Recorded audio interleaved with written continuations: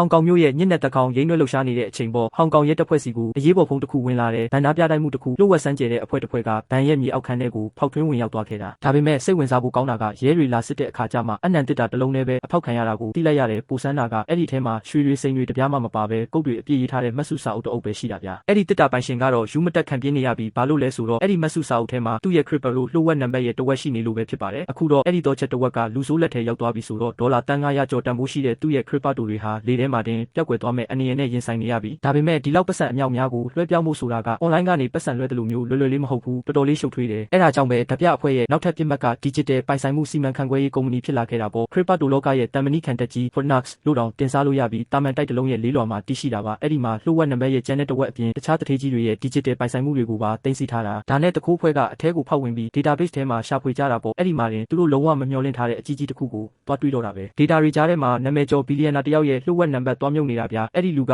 ကွာလာလမ်ပူမှာအကြီးဆုံး crypto exchange ရဲ့ cloud ပေါ့သူကဒေါ်လာ1.5 ဘီလီယံတန် crypto တွေကိုအလွဲသုံးစားလုပ်ပြီးပျောက်ကွယ်သွားခဲ့တာနောက်တော့မကအူမှာတန်တရားဖြစ်စရာကောင်းတဲ့ပုံစံနဲ့အလောင်းပဲပြန်တွေ့ရတယ်လူတွေကတော့အဲ့ဒီဒေါ်လာ1.5ဘီလီယံကိုရှာမတွေ့သေးလို့သူတေးချင်းအောင်ဆောင်ထားတာလို့ကောလာဟာလာပြောကြတယ်ဒါပေမဲ့အခုတော့ပေါ်ပြီပေါ့အဲ့ဒီပျောက်ဆုံးနေတဲ့ပတ်စံတွေအားလုံးကဘယ်သူမှမထင်မှတ်ပဲဒီနေရာမှာတင်အစင်သင့်ရှိနေခဲ့တာအဲ့ဒီအချိန်မှာသူတို့ရဲ့နီးပညာဆရာဆိုင်မွန်ကအဲ့ဒီလှုပ်ဝက်နံပါတ်တစ်ခုလုံးကိုကော်ပီကူးဖို့အတွက်နောက်ထပ်1မိနစ်လောက်ပို့နေခြင်းတယ်လို့ဆုံးဖြတ်လိုက်တယ်ပြဿနာကဘာလဲဆိုတော့ရဲတွေက9မိနစ်အတွင်းရောက်လာတော့မှသူတို့ရဲ့မူလအစီအစဉ်က3မိနစ်အတွင်းအမြန်ဝင်အမြန်နှိုက်ပြီးပြန်ထွက်ဖို့ပဲလေဒါကြောင့်1မိနစ်ပို့နေဖို့ဆိုတာတကယ်ကိုစွန့်စားရကြလို့နဲ့အဖမ်းခံရနိုင်ခြေအများကြီးရှိတာပေါ့ဒါပေမဲ့ကျန်တဲ့အဖွဲ့သားတွေကလည်းအဲ့ဒီပတ်စံပုံကြီးကိုမြင်ပြီးမျက်စိတောက်သွားကြလို့ဆိုင်မွန်ကိုထောက်ခံကြတယ်ဒီလူငယ်အဖွဲ့ရဲ့ခေါင်းဆောင်လောင်လန်းကလည်းသူတို့ကိုတားလို့မရမှန်းသိလို့နောက်ကနေအကာအကွယ်ပေးဖို့ဆုံးဖြတ်လိုက်ရတယ်ရဲတွေအိမ်ရှိတကားဝါကိုရောက်လာချိန်မှာလောင်လန်းကအဖွဲ့သားတွေကိုအမြန်ပြေးဖို့អော်လိုက်တယ်သူတို့အချိန်ကိုကွက်တိတွက်ပြီးရှောက်လန်းတိုင်းပြေးကတက်လေကားတဲ့ခုံဝင်ခဲ့ကြပေမဲ့ဝုန်းခန်းနဲ့ဆိုရဲတွေနဲ့မျက်နှာချင်းဆိုင်တိုးပါလေရောဒါပေမဲ့တကယ်အကွက်ကရဲတွေကသူတို့ကိုမှတ်မိမှာမဟုတ်ဘူးဗျနီးပညာပါရမီရှင်ဆိုင်မွန်က CCTV မှတ်တမ်းတွေအားလုံးကိုပုံရိပ်အတုတွေနဲ့အစားထိုးထားလို့သူတို့မျက်နှာတွေကင်မရာမှာမကြံခဲ့ဘူးလေဒါပေမဲ့ကန်ဆိုးကျင်တော့အဲ့ဒီအချိန်မှာတင်အလူခံရတဲ့ကုမ္ပဏီကဝန်ထမ်းတစ်ယောက်ကရဲတွေကိုဖုံးဆက်ပြီးဓာပြတွေရဲ့ပုံမှန်တရံနဲ့ဝတ်ဆင်ထားတဲ့အဝတ်စားတွေကိုအသေးစိတ်လမ်းပြောပြလိုက်တယ်အဲ့ဒီတော့မှရဲတွေလည်းအလှည့်စားခံလိုက်ရမှန်းသိပြီးချက်ချင်းလိုက်ဖမ်းတော့တာပေါ့ပိတ်မိသွားတဲ့အဖွဲ့သားတွေလည်းပြတလဲနဲ့ဓာတ်လေကားနဲ့ပြန်ဝင်ပြီးရဲတစ်ယောက်ကိုဓာတ်စာခံအဖြစ်ဆွဲခေါ်သွားကြတယ်ပုံမှန်ဆိုရင်တော့ဓာတ်လေကားနဲ့အပေါ်တက်တာကထောင်ချောက်ထဲတက်တိုးတာပဲလေထွက်ပေါက်တွေအားလုံးအပိတ်ခံရမှာဆိုတော့ဒုက္ခလတွေ့မှာတေးချတယ်ဒါပေမဲ့ဒီနေရာမှာတကယ်အလန့်ကြီးဖြစ်သွားတာဗျသူတို့မှာအတောင်ပံတွေပါလာတယ်လို့မျိုးပဲသူတို့ကလေထီးတွေကြိုတင်ပြင်ဆင်ထားကြတာကိုခေါင်မိုးပေါ်ပြေးတက်ပြီးအောက်ကိုစောက်ထိုးခုံချပစ်လိုက်ကြတယ်ရဲတွေခမရတော့ပါဇက်အဟောင်းသားနဲ့ကြည်ကြံခဲ့ရတာပေါ့တစ်ဖွဲ့လုံးလေထီးတွေဖွင့်ပြီးဘေးနားကကာစီနိုယုံရဲ့အမိုးပေါ်ကိုကွက်တီဆင်းတက်နိုင်ခဲ့ကြတယ်ရဲတွေလည်းနောက်ကနေကာစီနိုထဲအတင်းဝင်လိုက်လာပေမဲ့သူတို့ရဲ့ကောင်းမွန်တဲ့အဖွဲ့အစည်းစိတ်တက်နဲ့လက်တပြက်အဝတ်စားလဲလိုက်မှုကြောင့်လူအုပ်ကြီးထဲမှာတင်အရေးရောင်တော့မကြံပဲပျောက်ကွယ်သွားကြပြန်တယ်ဒီပြဿနာကြီးပြီးနောက်ဒေါ်လာတန်း900ဆုံးရှုံးသွားတဲ့ crypto တထေးကြီးကတော့အကြီးကျယ်ပောက်ကွဲနေပြီပေါ့ရဲတွေကိုအော်ဟစ်ဆဲဆိုပြီးယူမတက်ဖြစ်နေတယ်အကုန်ပြီးဒေါ်လာတန်း900စလုံးတစ်ဆင့်တောင်မကြံတော့ဘူးရဲချုပ်ကြီးလည်းအကြက်ရိုက်နေပြီးဒီလိုခေတ်မီနည်းပညာလောကမှာအဲ့ဒီဓာပြအဖွဲ့ရဲ့နည်းပညာကိုသူတို့ရဲတပ်ဖွဲ့ကမရှင်နိုင်ဘူးဖြစ်နေတာဟက်ကာတွေနဲ့ရှင်ရင်ရဲတွေရဲ့စနစ်ကကြက်ဥခုံလိုပဲနှုတ်ဖက်လွန်းတဲ့အရေးကြီးတဲ့အချိန်တိုင်းမှာ CCTV တွေကအစားထိုးခံရတာပြတ်သွားတာဒါမှမဟုတ်ပုံရိပ်အတုတွေပြနေတာမျိုးနဲ့သူတို့ကိုလမ်းကြောင်းအမှားကြီးစီပို့ဆောင်နေခဲ့တာကိုအဲ့ဒီတော့ခေတ်မီနည်းပညာတွေကအသုံးမဝင်တော့တဲ့အခါအထက်လူကြီးတွေကရှေးရိုးဆွဲရဲလုပ်ငန်းခွင်စနစ်ဟောင်းကိုပဲပြန်သုံးဖို့ညွှန်ကြားလိုက်ပါတော့တယ်ဒီလိုခေတ်မီစက်ပစ္စည်းတွေမပေါ်ခင်ကတည်းကရဲတွေအမှုလိုက်ခဲ့ကြတာမဟုတ်ဘူးလားအဲ့ဒီစကားကနေအတွေးတစ်ခုရသွားပြီးရဲတပ်ဖွဲ့ရဲ့တမိုင်းဝင်တကယ်ကနဝင်ရဲအရာရှိကြီးတယောက်ကိုအနားယူနေရကနေပြန်ခေါ်ဖို့ဆုံးဖြတ်လိုက်ကြတယ်ရှောင်းကျူးကအဲ့ဒီကနဝင်ကြီးရဲ့နောက်ကနေတိတ်တဆိတ်စောင့်ကြည့်လေ့လာဖို့တာဝန်ပေးအပ်ခြင်းခံရတယ်အခုချိန်မှာတော့အဲ့ဒီကနဝင်ကြီးရဲ့ဇလန်းကပြီးဆုံးသွားခဲ့ပြီဖြစ်ပြီးတာမန်ငိမ့်စားဘဝနဲ့ပဲဖြတ်တန်းနေတာပါရှောင်းကျူးကတော့ဒီလိုတာမန်အဖိုးကြီးတယောက်ကဘယ်လိုလုပ်ကနဝင်ဖြစ်နိုင်မှာလဲလို့တွေးနေမိတာပေါ့ဒါပေမဲ့တနေ့မှာတော့အဖိုးကြီးနောက်ကိုတနေကုန်အရေးပမာလိုက်ချောင်းပြီးတဲ့နောက်ရုတ်တရက်အဲ့ဒီကနဝင်ကြီးကရှောင်းကျူးရဲ့ရှေ့တက်မှာလာထိုင်ပြီးသူ့ရဲ့ရုပ်ဖြတ်ထားမှုကိုအကွက်ကွက်ကွင်းဖော်ထုတ်ပြလိုက်တဲ့အပြင်သူစောင့်ကြည့်တဲ့နေရာမှာလိုအပ်ချက်တွေဘာတွေရှိလဲဆိုတာကိုပါတစ်ခုချင်းထောက်ပြလိုက်ပါတော့တယ်ကြည့်ရတာကနဝင်ဆိုတာဘယ်တော့မှအရေးသွေးမကြဘူးဆိုတာဒါမျိုးကိုပြောတာနေမှာပါဒီလိုနဲ့ပဲဒေဂျုံတယောက်ရဲတပ်ဖွဲ့စီကိုပြန်လည်ရောက်ရှိလာပါတော့တယ်သူကရဲအဖွဲ့နဲ့ပြန်ပူးပေါင်းပြီးတပြားတိုင်းမှုဖြစ်ပွားခဲ့တဲ့ CCTV မှတ်တမ်းအားလုံးကိုတိတိကျကျပြန်လည်စစ်ဆေးခဲ့တယ်သူကတန်တရားရှိသူအတော်များများရဲ့ထူးခြားချက်တွေကိုပြင်းပြင်းမြန်ပဲစစ်စစ်ဖော်ထုတ်နိုင်ခဲ့ပြီးတယောက်ချင်းစီကိုအမိပြောင်းတွေပါပေးလိုက်သေးတယ်ဒီဓာပြအဖွဲ့ထဲမှာအသက်ကြီးလူကြီးတယောက်ကလွယ်ရင်ကျန်တဲ့သူတွေကလူငယ်တွေကြီးပါပဲဒီအဖိုးကြီးကတော့အဖွဲ့ရဲ့အုံနောက်နဲ့လမ်းပြကျဆိုတာတေချာတလောက်ရှိတယ်သူကထွက်ပြေးမဲ့လမ်းကြောင်းတွေကင်မရာရှိတဲ့နေရာတွေကိုသူ့လက်ဝါးပြင်လို့အလို့ရနေပြီးကင်မရာတွေကိုရှောင်ကွင်းတဲ့နေရာမှာလည်းဆရာကြလုံးနဲ့ရဲတွေဝစ်ဆင်ထားတဲ့ကိုပေါ်ကကင်မရာတွေတောင်မ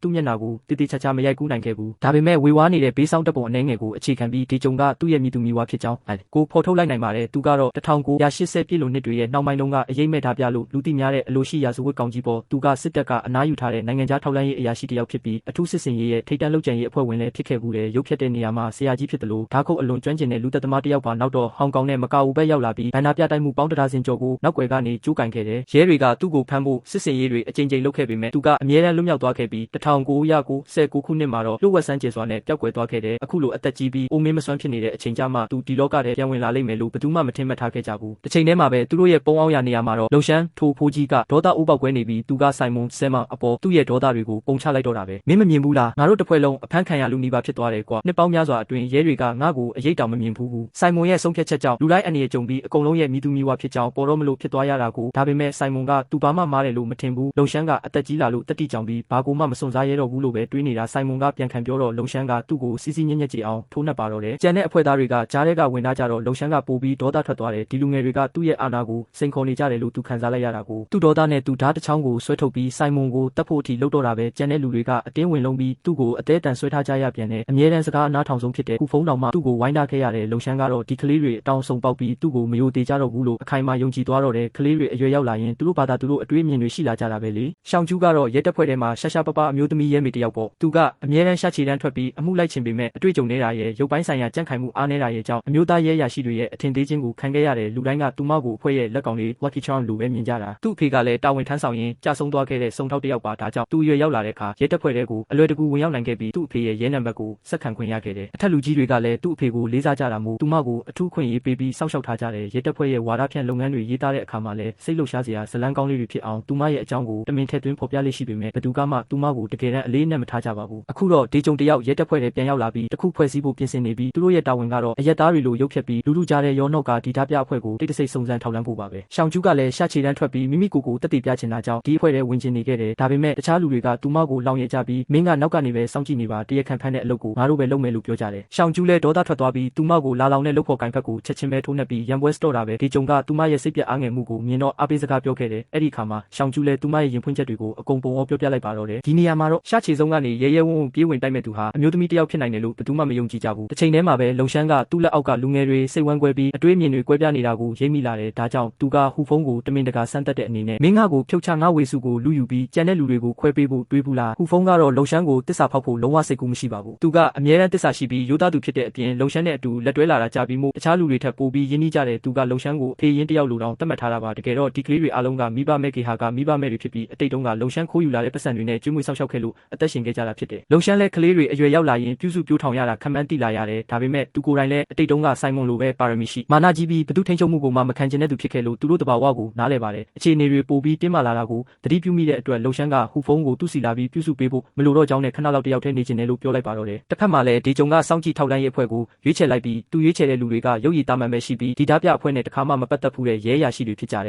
ယ်ရှောင်းကျူးလည်းဒီအဖွဲ့ထဲပါဝင်ခွင့်ရခဲ့တယ်ဒါပေမဲ့တခြားလူတွေအားလုံးတာဝန်ကိုစီနဲ့လှုပ်ရှားနေကြချိန်မှာသူမကတော့နေတိုင်းဒီကြုံနဲ့အတူကားပတ်မောင်းနေရပြီးအလုတ်ကလည်းဒီကြုံအတွက်ရင်းနဲ့မုံသွားဝယ်ပေးုံတက်တက်ပဲဒါကရှောင်းကျူးကိုအကြီးကျယ်စိတ်ပျက်စေခဲ့တယ်ဒီကြုံကသူမကိုဘေးဖယ်ထားပြီးစွမ်းဆောင်ရည်ကိုအထင်သေးတယ်လို့ခံစားရတာပေါ့ထိုနေ့မှာပဲလမ်းကြားလေးတစ်ခုကိုဖျက်မောင်းသွားတော့စောင့်ကြည့်ရေးတာဝန်ထမ်းဆောင်နေစဉ်ဖြစ်တော့လဲလူမိုက်တစုကလူတွေကိုလာနောက်ရှက်နေတာကိုသူမမြင်သွားတယ်အဲ့ဒီအချိန်မှာပဲသူ့ရဲ့ရဲစိတ်ရဲမှန်နိုးကြလာပြီးလူမိုက်တွေကိုဝင်ရောက်တိုက်ခိုက်ပါတော့တယ်ဒီကြုံကအမိတ်မနာခံတဲ့အတွက်စိတ်ဆိုးသွားပေမဲ့နောက်ဆုံးတော့ဝင်ကူပေးခဲ့ပါတယ်ကားထဲပြန်ရောက်တော့ဒီကြုံကသူ့ရဲ့အတိတ်အကြောင်းကိုရှောင်းကျူးကိုပြောပြခဲ့တယ်တကယ်တော့သူနဲ့ရှောင်းကျူးကြားမှာအကြီးအကျယ်နားလည်မှုလွဲနေတာပါသူတို့နှစ်ယောက်တိလာတာကြာပါပြီလွန်ခဲ့တဲ့နှစ်ပေါင်းများစွာကရှောင်းကျူးရဲ့အဖေနဲ့သူဟာလုပ်ဖို့ကင်ဖက်တွဲဖက်တွေဖြစ်ခဲ့ကြတယ်ဒါပေမဲ့စောင့်ကြည့်ရေးတာဝန်တစ်ခုမှာဒီကြုံကလမ်းပေါ်မှာလူကုန်ကူးသူတယောက်ကိုတွေ့လိုက်ရတယ်သူကရဲရရှိမှန်းမသိအောင်ဖုံးကွယ်ထားရမှာဖြစ်ပေမဲ့မနေနိုင်ပဲအဲ့ဒီလူကုန်ကူးသူကိုဖမ်းဖို့ကြိုးစားခဲ့တယ်ရလက်အနေနဲ့သူတို့ရဲ့ရုပ်ဖြတ်ထားမှုပေါက်ကြားသွားပြီးရှောင်းကျူးရဲ့အဖေကသူ့ကိုကာကွယ်ရင်းတနက်မှန်ပြီးကြာဆုံးသွားခဲ့ရတယ်ဒီဖြစ်ရက်ကဒီကြုံကိုအဲ့ဒီနေ့ကစလို့အမြဲတမ်းအမိတ်တိုင်းပဲလှုပ်ဆောင်ဖို့တင်ငန်းစာပေးခဲ့တာဖြစ်တယ်ဒီစကားကိုကြားရတဲ့အခါရှောင်းကျူးမျက်ရည်ဝဲလာခဲ့ရတယ်ဒါဟာသူ့အဖေတေဆုံးခဲ့ရတဲ့အကြောင်းရင်းမှန်ကိုသူပထမဆုံးအကြိမ်သိလိုက်ရခြင်းဖြစ်ပြီးမိမိရဲ့စွတ်တရွတ်နိုင်မှုအမှားကိုလည်းနောက်ဆုံးမှနားလည်သွားခဲ့ပါတော့တယ်အဲ့ဒီအချိန်မှာပဲသူတို့စီးလာတဲ့ကားကဈေးတစ်ခုကိုဖျက်မောင်းသွားတယ်ဖြတ်ခနဲဆိုသလိုမမျှော်လင့်ပဲရင်းနှီးနေတဲ့ပုံရိပ်တစ်ခုကိုလှမ်းမြင်လိုက်ရတယ်လုံရှမ်းကကင်မရာတွေကိုရှောင်တဲ့နေရာမှာတကယ်ကိုတော်လုံးပါတယ်ဈေးထဲကကင်မရာတွေကသူ့မျက်နှာက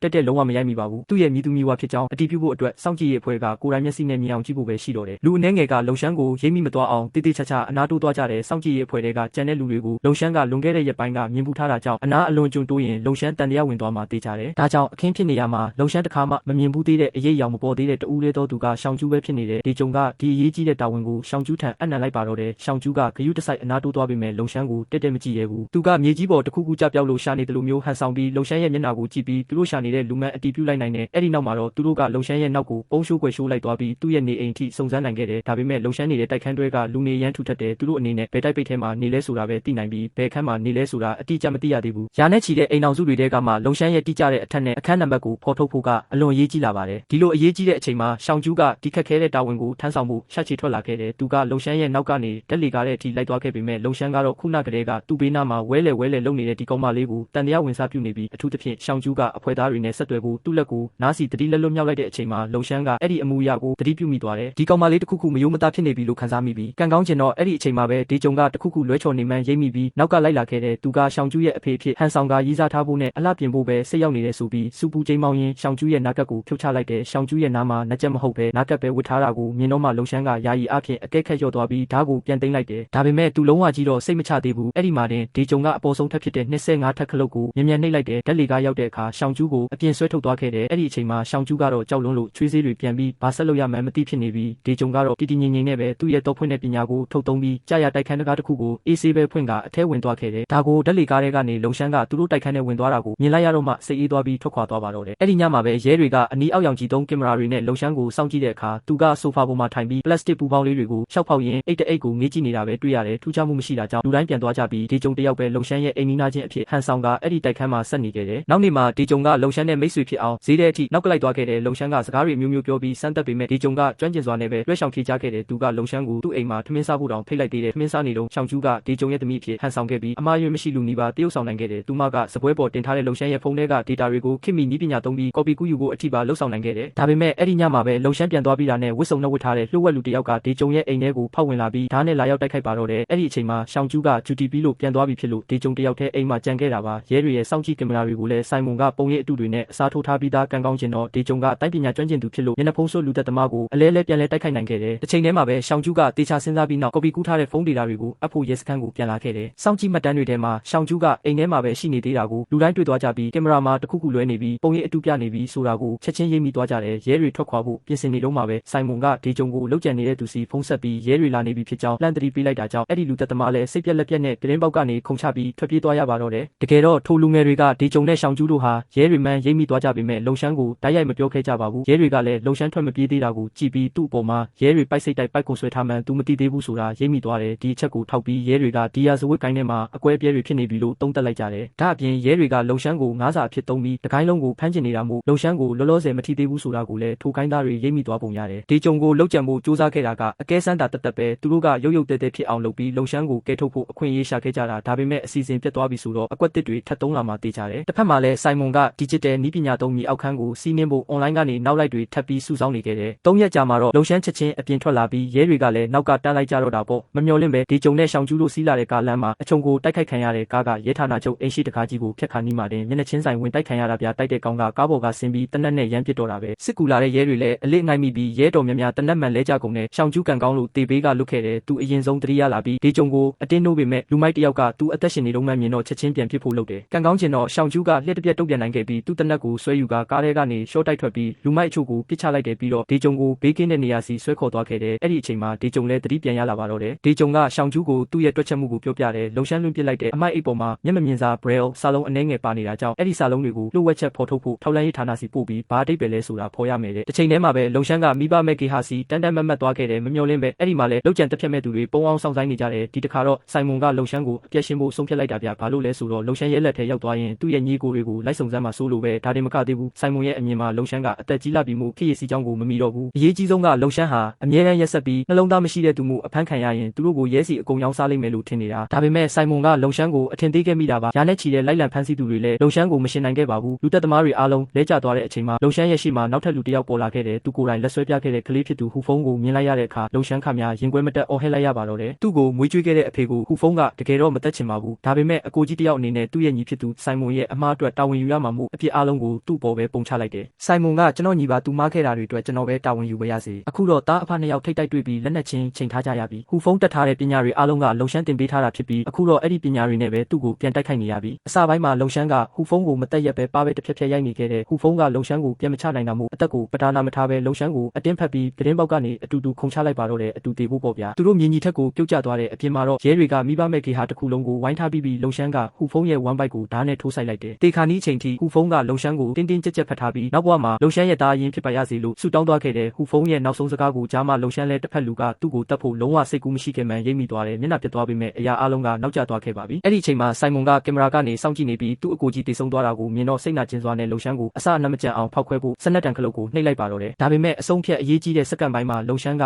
ဟူဖုံးရဲ့အလောင်းကိုအကာအကွယ်လုပ်ပြီးပောက်ကွဲမှုတံကနေလွတ်အောင်ရှောင်လိုက်နိုင်ခဲ့တယ်ပောက်ကွဲမှုပြီးဆုံးသွားတဲ့အခါရဲတွေမိဘမဲ့ကေဟာတဲ့အပြေးလောဝင်လာကြပြီးအပြက်စီးတွေကြားတဲ့ကလုံရှမ်းကိုတွေ့ရှိသွားကြတယ်လုံရှမ်းကဒီယာစဝတ်ကိုင်းကိုဖမ်းဖို့အတွက်ရဲတွေနဲ့ပူးပေါင်းပါမယ်လို့ပြောလိုက်ပါတော့တယ်ရဲစခန်းမှာတော့ဌာနချုပ်ကိုလာတိုက်တဲ့တရားခံတွေကိုပါဖမ်းမိထားပြီးသူတို့ကပတ်စံရရင်ဘာမဆိုလုံးမဲ့ကြေးစားစစ်တီတွေဖြစ်ကြပြီးဘာမှလည်းတိတိကျကျမသိကြဘူးဒီကြေးစားတွေရဲ့ပြစ်မှတ်ကဒေါ်လာ10ဘီလီယံတန်ဖိုးရှိတဲ့ငွေမဲတွေပြဒီငွေမဲတွေကိုရဲတပ်ဖွဲ့ကအစိုးရရဲ့ digital စီမံကိန်းတစ်ခုအတွက်တင်စီထားတာဖြစ်ပြီးသူတို့မှာလျှို့ဝှက်နံပါတ်မရှိလို့ငွေထုတ်လို့မရဖြစ်နေတာစိုင်မွန်နဲ့သူ့အဖွဲ့ကလျှို့ဝှက်နံပါတ်ကိုရထားပြီးပြီးမှုရဲစခန်းကိုအတင်းဝင်စီးပြီးစာဘာတဲက digital ငွေကြေးအကောင့်ကိုခိုးယူဖို့ကြိုးစားခဲ့ကြတာအခုတော့သူတို့အောင်မြင်သွားခဲ့ပြီအဲ့ဒီအချိန်မှာပဲစိုင်မွန်ကရုတ်တရက်သတိပြုမိသွားတယ်လုံရှမ်းလိုလူတန်ကြီးကရဲတွေကိုမမှတ်မိလောက်အောင်မအူမလည်းဖြစ်မနေနိုင်ဘူးသူကရဲတွေရဲ့အာယုံလွှဲပေးဖို့ရဲတွေနဲ့အတူလိုက်တရုပ်ဆောင်ပေးနေခဲ့တာပဲဒါပေမဲ့လုံရှမ်းကဝေဝါးမနေတယ်လို့သူတို့ကိုရောင်းစားဖို့စိတ်ကူးမရှိခဲ့မှန်းသိလိုက်ရချိန်မှာတော့နောက်ကျသွားပါပြီရဲတွေကတော့တန်တရားရှိတဲ့ကားတွေကိုခြေရာခံတဲ့စနစ်ကိုတုံးပြီးသူတို့တွေဟိုတယ်တစ်ခုစီသွားဖို့ကားပြောင်းစီးသွားနိုင်ကြောင်းတွက်ချက်လိုက်တယ်ရဲတွေဟိုတယ်ကိုချက်ချင်းသွားရောက်စီးနေတဲ့အခါတရားခံအချို့ကိုဖမ်းမိခဲ့ပါတော့တယ်ဒီတခါတော့သူတို့ဂုံယူလာပါချီရဲဆိုတဲ့ရုပ်ဖြတ်ပညာတွေကအထူးလေ့ကျင့်ထားတဲ့ရဲတွေရဲ့စောင့်ကြည့်ရေးအဖွဲ့ရှိမှအသုံးမဝင်တော့ပါဘူးဒါပေမဲ့လန်ခီးမှာတင်လုံရှမ်းကသူ့ကိုစောင့်ကြက်လာတဲ့ရဲတွေကိုအလဲထိုးပြီးအောင်မြင်မြင်ပဲထွက်ပြေးလွတ်မြောက်သွားခဲ့ပြန်တယ်တစ်ချိန်တည်းမှာပဲစိုင်မွန်ကဘူဒါယုံကိုရောက်ရှိနေပြီးရဲအရာရှိငယ်လေးတစ်ယောက်ကသူ့နောက်ကိုတောက်လျှောက်လိုက်လာပြီးဖမ်းဖို့ပြင်နေတော့မှာပဲရုတ်တရက်တခြားတစ်ယောက်ရဲ့ဓာတ်နဲ့ထိုးခြင်းကိုခံလိုက်ရတဲ့ချက်ချင်းဆိုသလိုပေါင်တွင်းသွေးလွတ်ကြောဖျက်တောက်ခံလိုက်ရလို့မခံမရက်နိုင်အောင်နာကျင်သွားရရှာတယ်အဲ့ဒီလိုဝင်တိုက်ခိုက်လိုက်တာကတော့အခြားသူမဟုတ်ပဲလုံရှမ်းပါပဲရဲအရာရှိကိုတပ်ပစ်ပြီးတဲ့နောက်သူကစိုင်မွန်ရဲ့နောက်ကိုလိုက်ပြီးတစ္ဆာမရှိတဲ့ဒီမွေးစားသားကိုဓာတ်နဲ့အသေးထိုးတက်ပစ်လိုက်ပါတော့တယ်အခုဆိုရင်သူ့ရဲ့မွေးစားသားတွေအားလုံးနီးပါးအပြက်ရှင်းခံလိုက်ရပြီပေါ့သူကိုယ်တိုင်အောင်မြင်စွာထွက်ပြေးနိုင်ခဲ့ပေမဲ့ digital ငွေကြေးကြောင်းဘာမှမသိတယ်လို့ဘလို့လွှဲရမလဲဆိုတာလဲသူနားမလည်ဘူးဒါကြောင့်လုံရှမ်းကအရင်ခေတ်ကစနစ်ဟောင်းတိုင်းပဲလောင်းကြီးထပ်ဖို့ဆုံးဖြတ်လိုက်တယ်တထေးကြီးတယောက်ကိုတိုက်ရိုက်ချင်းချောက်ပြီး digital ငွေကြေးတွေနဲ့အလဲ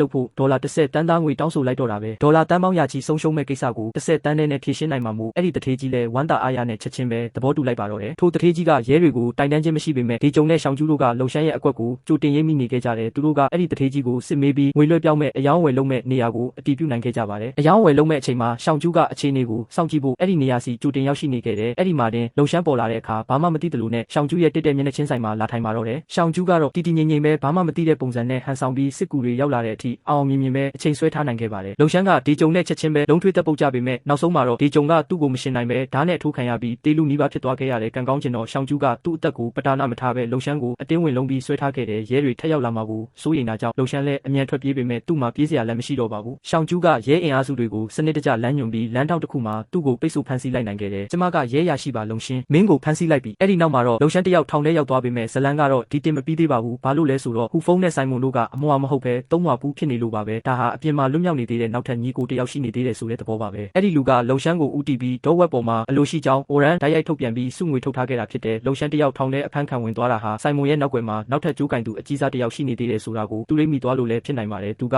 ဒီမုံတိုင်းတန်ကနေယာယီရှောင်ကွင်းမှုအတွက်ထောင်ထဲကိုတမင်တက်တက်ဝင်ပုံသွားတာလည်းဖြစ်နိုင်တာပေါ့ဗျာဇလန်လေးကိုအဆုံးထိစောင့်ကြည့်ပေးခဲ့တဲ့အတွက်ကျေးဇူးတင်ပါတယ်ဗျာ